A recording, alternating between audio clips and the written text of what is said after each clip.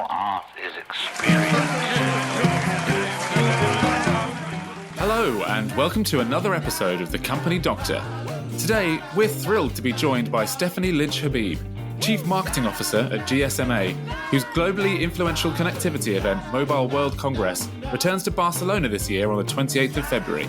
She and Gary discuss how to leverage physical networking events to boost your confidence and make meaningful new connections, something which in this digital age has never been more important. Gary, Stephanie, it's over to you.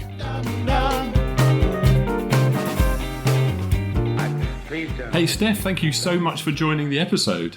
How are you? It's a pleasure, Gary, and it's always a pleasure to spend time with you. I'm fine, thank you. I'm fine.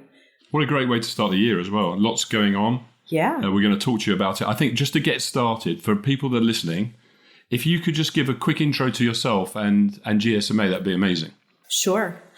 My name is Steph Lynch-Habib, Stephanie, but most call me Steph, and I work for the GSMA. And the GSMA is the body that represents the global mobile ecosystem around the world. And our vision is to unlock the power of connectivity so that people, industry, and society thrive. We do that through the arm of convening, which many will know, the series called Mobile World Congress or our M360 regional events.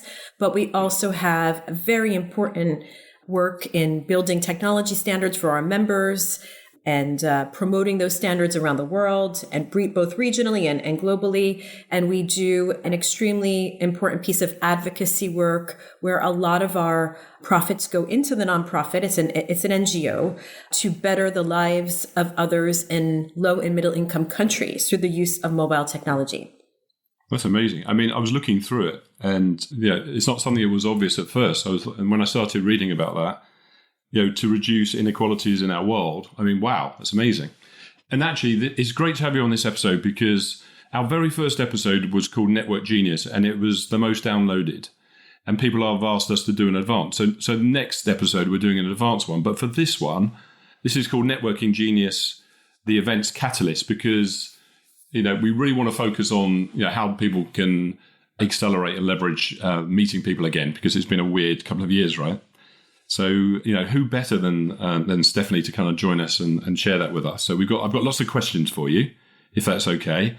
And also, I think, it would be great for people to get to know you as a person a bit, because I know you really well and you've got such a great background and so much experience, and I want that for people to find out about you. So we'll do that as we go through, if that's okay. Of course. You look worried now. No, it'll be fine. Not at all. Oh, gosh, no. No. You can always edit the bad parts of me out, right? That's true. That is very true.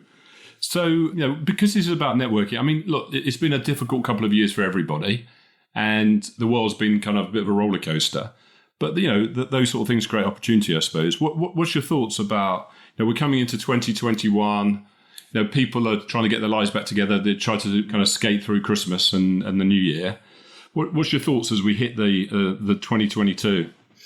So I think that if you go back, I don't like to go back too far because it's very dangerous to see, where we came from. But I think it's fair to say that all of us on this planet have had our versions of the pandemic, both personally and professionally, and depending on where you are and what you do and how privileged or unprivileged you are, there are various degrees of impact. But there's not a question in my mind that everybody's lives have felt something both personal and likely professional as the cause of the pandemic. As we go into 2022, I think it's pretty obvious that it's not a surprise that we are in our situation, but that in general, people were of a reflection of it's finally getting better, right? We were entering the holiday period with a little sigh of relief, like, my goodness, this period, right, is maybe behind us now? Is it maybe behind us? But in reality, it's not.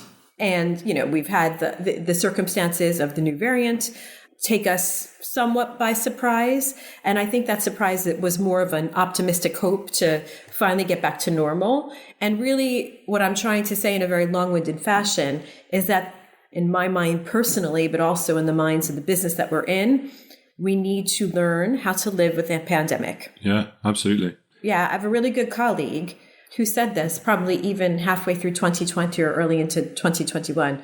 this is going to be something that as a company and the business that we're in, that we're going to deal with for years to come. So it's just a matter of people's appetite to understand that. And, if your company, what is your policy from being, a risk management perspective, an employee management perspective. And, there are all kinds of ideas out there right now on what we should do. And I don't like to forecast the future, neither from I'm not an epidemiologist, nor a scientist, nor someone that has predictive models on what will come from the variant perspective. But I think we need to be, as a society, cautious and optimistic and learn how to live and go forward. I agree, Steph. And, that's why I wanted to have you on this episode, because we've all, I talk to lots of people, as you know, I work with all sorts of leaders around the world, and people are wanting to get back to meeting people and getting on with life, obviously balancing the real world that we live in. And that's really the reason for this episode. I want to kind of discover, we've all been at home too much and we want to get out a bit more. And so if I can cast your mind back before pre-COVID, if there was such a, it was like 2 years of chaos, just thinking about pre-COVID times, and I wanted to kind of reconnect with the benefit of events, because this focus is about events, and there is such a benefit of people meeting people and going to events.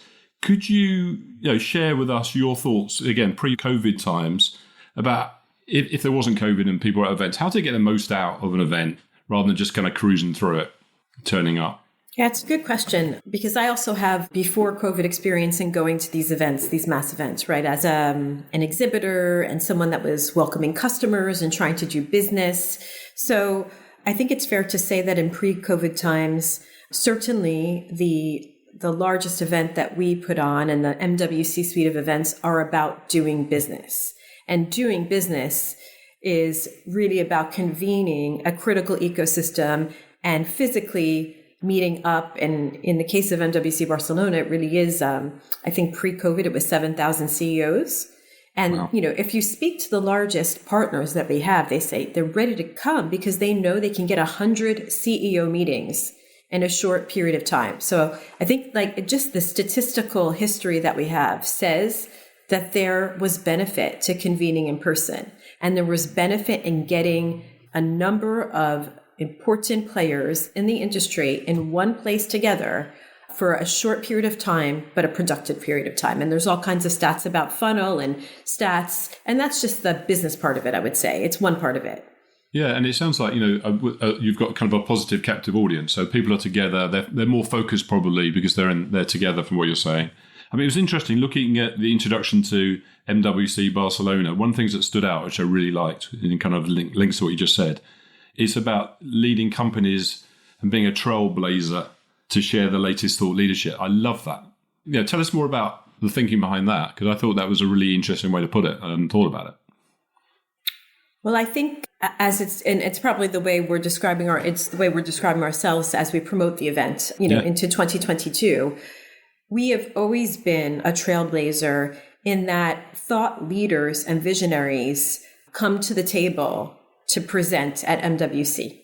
And even throughout the pandemic, and even at the point where we had to, kind of flip the switch to a more virtual event in Shanghai, because we do Barcelona, Shanghai, and Los Angeles. Yeah. Shanghai was totally virtual. All of our regional events were totally virtual.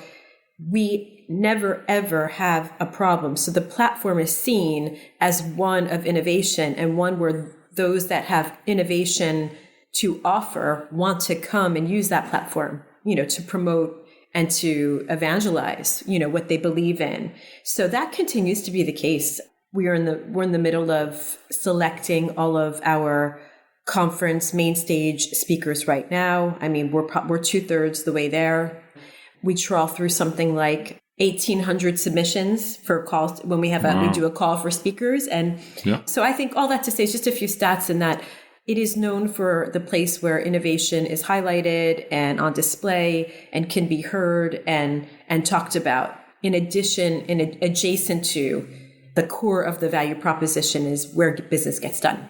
Yeah. And so with that in mind, do you think then it's, apart from the networking element, which is what we want to talk about, do you think it's somewhere to be seen? Is that a benefit of going to one of these events? To be on the radar for business? I think so. I mean, as an example, in my former company, traditionally you would say, okay, if it's not a mobile company, then what's the purpose? Why would we exhibit? Why would we try to, promote? But the point, I used to work for a fixed operator. And at the end of the day, as 5G becomes the pervasive next generation wireless technology, that drives all of the things that are data related, whether it be AI or IoT or big data. And therefore, in the end, I think the former COO of my former company would say there's no such thing as wireless network. I would not agree as the CMO of the GSMA. But his point is that everything has to hit the ground. And therefore, the fixed companies and the tower companies have a vested interest. So yeah, you do want to be seen if you want to play in the ecosystem for certain. It helps a lot. Okay. So building on that then, so now we are unfortunately in COVID times and it's up and down. But, I think as you say, we've got to be positive about it because we've got to get on with life.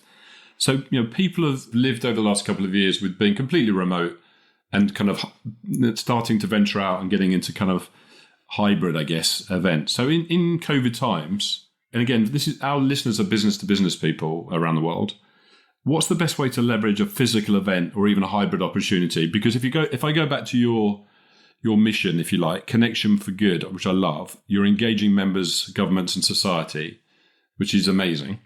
So with that in mind, what's the best way for me, if I'm attending, and I don't mean your event, but just events in general, what's the best way to leverage a physical or a hybrid opportunity for networking purposes? What's the best way? I mean, I think, let me take it from a generic, if it's physical or hybrid, how I would go about it, right?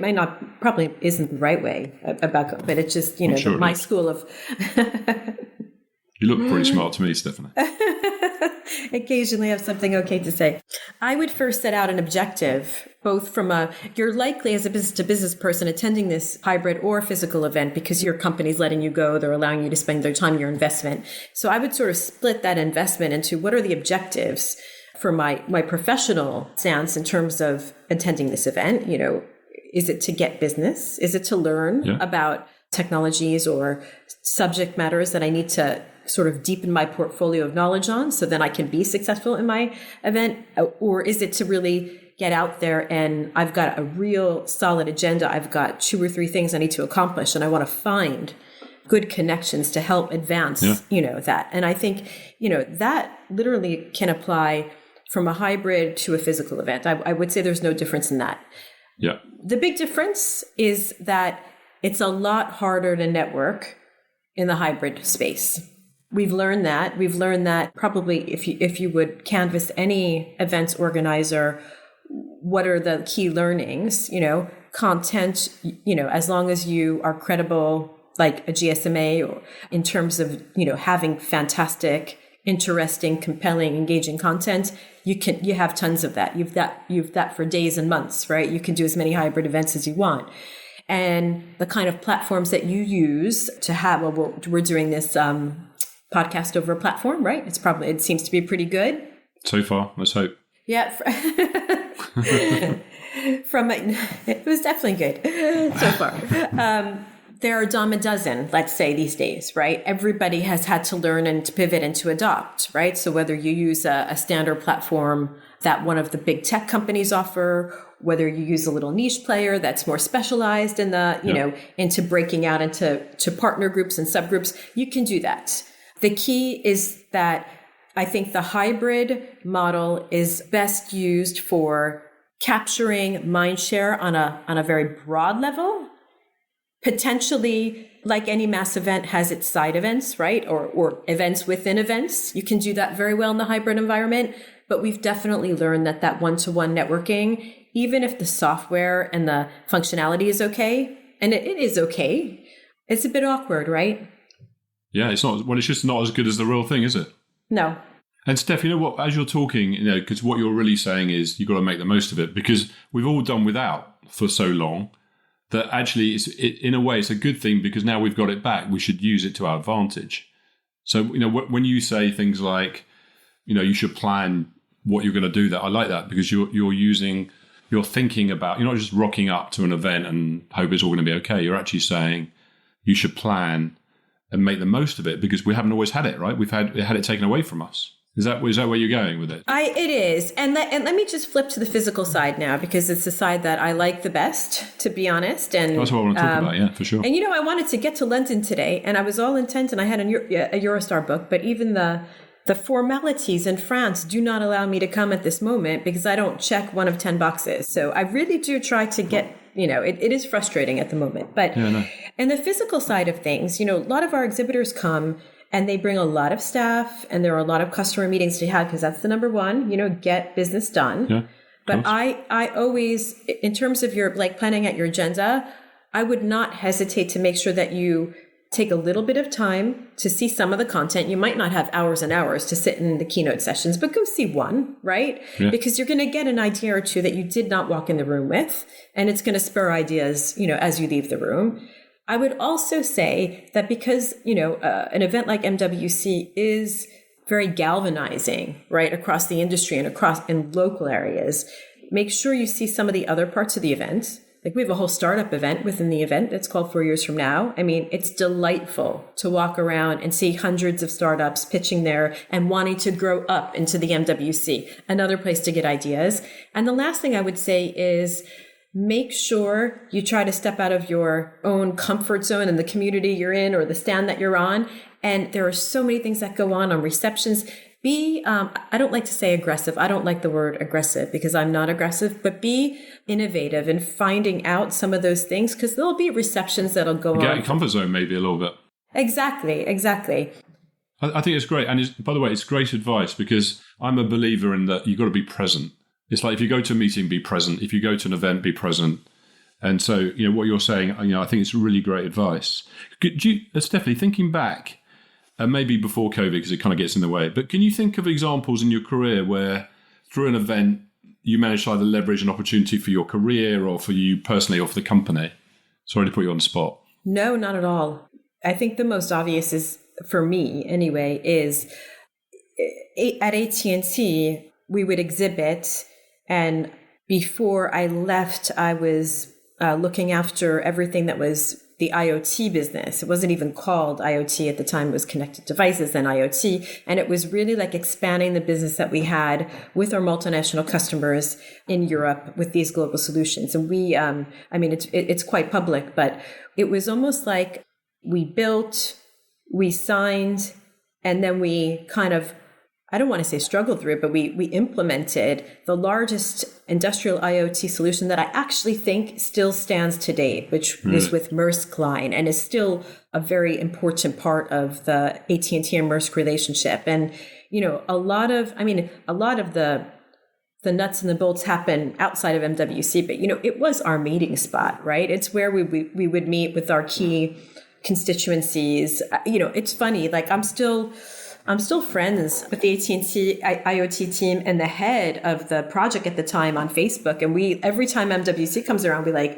message each other, who's going to be there. And one of them I saw in Los Angeles, and it was just, and then he was with a guy who was like, oh, you're this guy that did the hardware for the deal. We actually never met, right? So it just goes back. It's like full circle to the human connection, which is irreplaceable, I think.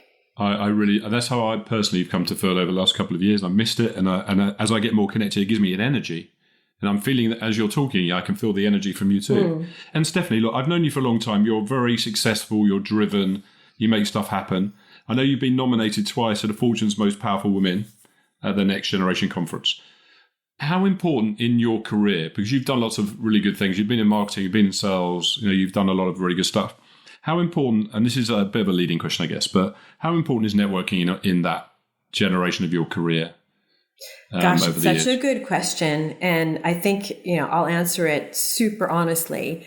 I was really shy going into those Fortune MPW Next Gen. I went twice in San Francisco and I was nominated and I went and I found it really difficult to try and, I just thought that, my gosh, it was either a very startup, a very Silicon Valley environment, a lot of women startup CEOs, or they were like, power, the chief editor of Fortune was up on stage with everybody. And then I'll tell a funny anecdote. I think it might or might not be funny. And I did slowly In the first conference, I found myself having to insert myself into the conversations because the feeling that I took away, but I guess, I'm pretty sure, in fact, it was a little bit impostor syndrome, right? In the sense where I was afraid to get to the table with these ladies. But, once I did finally kind of nudge my way in at a lunch or at a break, or you realize everyone is... They're just people. They're just people. There are a few that I wouldn't say that I actively have relationships with, but I actively follow. We follow each other on social media, so I'm like up to speed on what they've done. And then this anecdote is very timely because one of the most memorable keynotes that I sat down and listened to in San Francisco was with Elizabeth Holmes, the former CEO of Theranos, which you may know, she's just been indicted. Yeah, no, it's been on all the news. Yeah. Very charismatic lady. And I remember sitting in that session going, wow, whoa, if you could ever be someone like that. And it goes to the tune because if you follow the story, everybody felt that way, right? Everyone up until the very end. It was like end. the Pied Piper, wasn't it? Everyone followed it, yeah. And so last week, I had some surgery on my hand, which is healing super nicely now. But, I was on quite a lot of painkillers and a little bit. Yeah. So I was watching in my bed the Theranos documentary from HBO Max. And she was such a PR machine, right? A huge PR machine everywhere. Her face was everywhere on the cover of Time, Fortune, Forbes. Like she had everybody. And they sit there and they show her at the Fortune Next Gen conference in San Francisco, and they flip to the audience, and I see myself for a half of a second, Yeah. and you prevail. But the imposter syndrome is an interesting one. And Stephanie, are you quite a shy person underneath your tough exterior then? I am not shy, but I am over time, and especially in COVID times, I've become more closed with my circle. My circle, my very close circle has become very small. And I'm very outgoing and I'm very transparent and I probably say a little bit too much versus the average person. Yeah. But when it comes to friendships and especially business relationships that I trust and that become friends, they are very few and far between. When I do, I say it, and I'll hold on to them forever. But the reason I'm asking is that there'll be people listening who are quite shy and they feel uncomfortable. They probably have imposter syndrome more than they really want.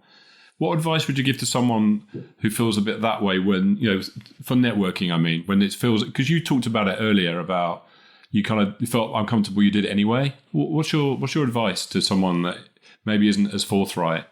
Yeah, it's so easy to say, just get yourself in there, right? Just start a conversation. And if you're an introvert, it's incredibly difficult. I would say ease your way into it, right? Don't if you force yourself into it, you're gonna seem awkward to the rest of the group, right? And that's like, or you're shy, or you're not feeling it. Maybe I would say take a close ally with you to do it, right? Because then you have somebody next to you that maybe isn't so, and you can kind of both bounce off of each other and then contribute to the larger group. The other thing I would say, one of my biggest mentors has always said to me, Steph, you always should do more listening and less talking.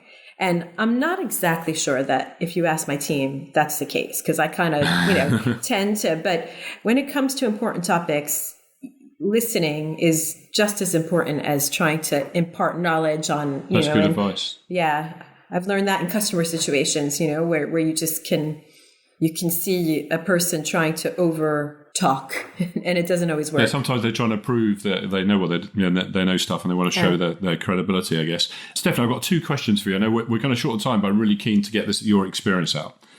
Based on your experience over the years, you worked in multiple industries, in tech mainly.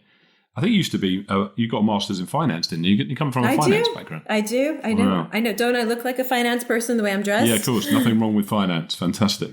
Yes, over the years, based on your experience, if someone wanted your best 3 tips for networking, what would they be? Sorry, I'm putting you on the spot again, but that's the kind of guy I am. Can I buy a vowel?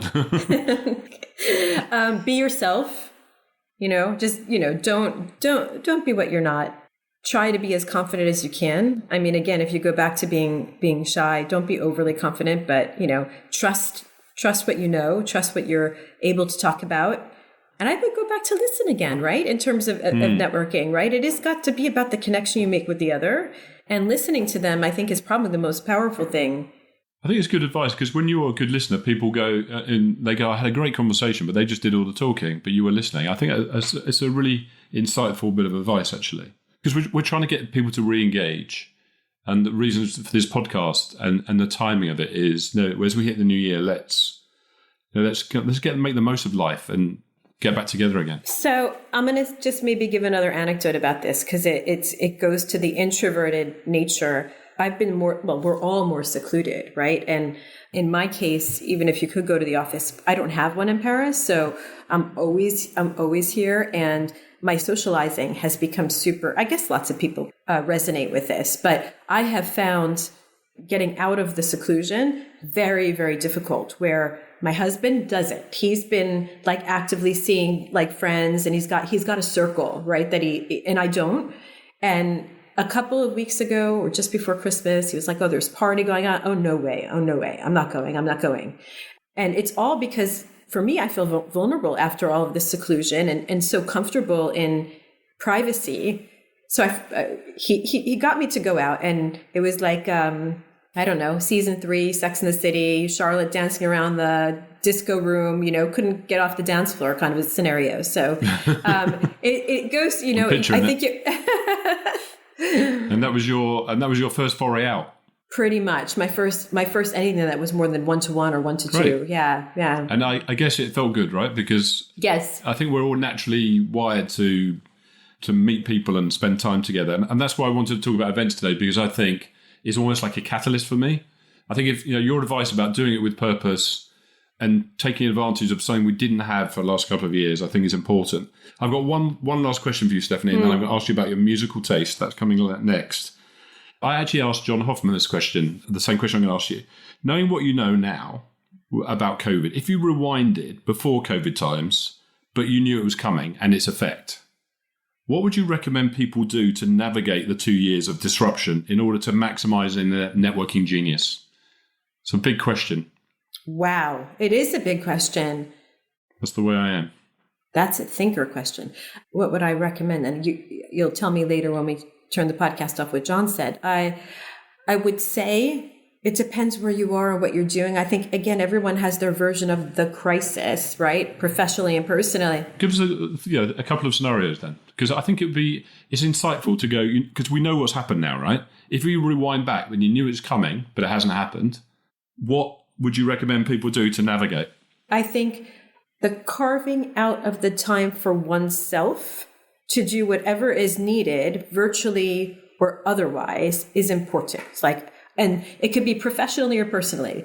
I would have probably gotten my head out of some of the very stressful things that have happened, in the business over the last couple of years, and used an hour to maybe learn more about AI or big data or something like that. Yeah. I did carve out time for, what turned out to be finally a passion from a personal standpoint, which is yoga.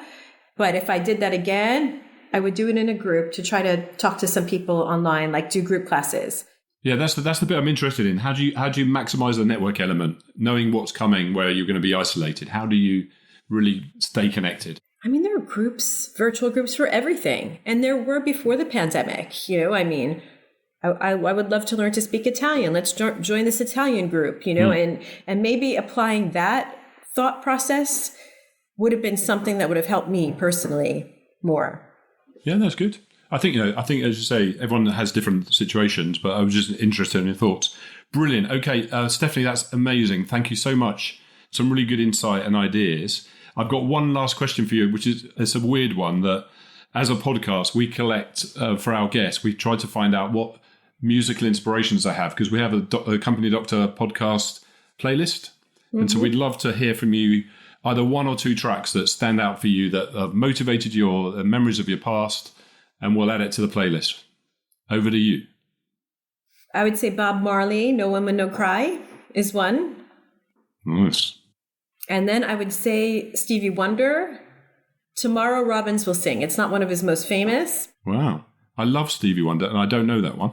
That's amazing. And I think it's very apropos, right? Tomorrow Robins will sing, because we're all sort of waiting for this moment where No, I love it. things will get anything Stevie Wonder really is, Yeah, I must admit, I'm a massive fan of Stevie Wonder, and the Bob Marley one's great. Well, thank you so much for that. And Stephanie, thank you so much for taking the time and your insight. I think it, as you say, it's the right time. I think it's up to us as people to kind of reconnect. And it looks like this year is going to be the year of reconnection. And because we didn't have it before, I hope people make the most of it and start, getting together again, because I think we all need it. So thanks so much, Stephanie. We really appreciate you spending time. Good luck with Mobile World Congress. I'm sure it will go great. Thank you so much.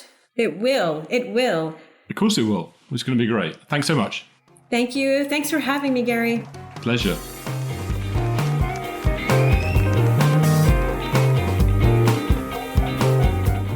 Another episode, another excellent guest. Many thanks again to Stephanie for joining us, and to you all as ever for listening. For more information on Mobile World Congress, visit mwcbarcelona.com. And if you're already attending, keep a lookout for the company doctor, who will also be in attendance, and be sure to say hello if you spot him. See you next time.